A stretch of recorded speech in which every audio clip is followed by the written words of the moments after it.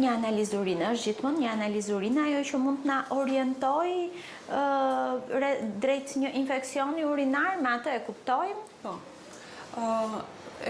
Arsyeja pse pacienti paraqitet tek mjeku janë simptomat.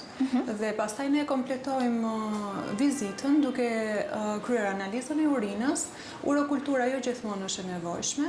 Në rastet kur është për herë të parë një infeksion në vajza, duke ditur që gratë janë më të prekura nga infeksionet urinare, fillimisht bëjmë një terapi empirike. Dhe në rast se përsëritet infeksioni ose shikojmë që nuk ka rezultat nga terapia e parë, atëherë është e nevojshme urokultura dhe ekzaminime të tjera më të thelluara, ekografia e aparatit urinar, analizat e gjakut për të parë nëse infeksioni ka kaluar në gjak, kompletohet me analizat të tjera. Ka një dilemë në popullat. Kur bëhet fjalë për analizën e urinës, si duhet ajo që t'jetë korrekte, si duhet marrë për të qenë sa më e saktë? Ne rekomandojmë që të bëhet analiza me urinën e parë të mëngjesit.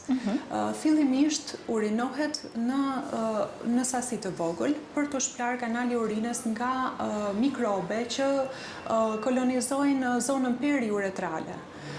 Dhe merret porcioni i mesëm i urinës. Ajo është konsiderohet urina që vjen direkt nga fshiksa dhe nuk është e kontaminuar me mikrobe të jashtme. Ka një kohë kur duhet ta çojmë në laborator? Nuk duhet ta kaloj 2 orë. Pra nga marrja duhet brenda 2 orëve ne duhet jemi në laborator për ta saktësuar, sepse ka edhe dilema në popullat që mund ta bëjmë një analizë urine edhe në drekë, mund ta bëjmë edhe në darkë, pra duhet të jemi në urinë e mëngjesit dhe të mos ta kaloj 2 orë nga momenti që urinon deri në dorëzimin në laborator.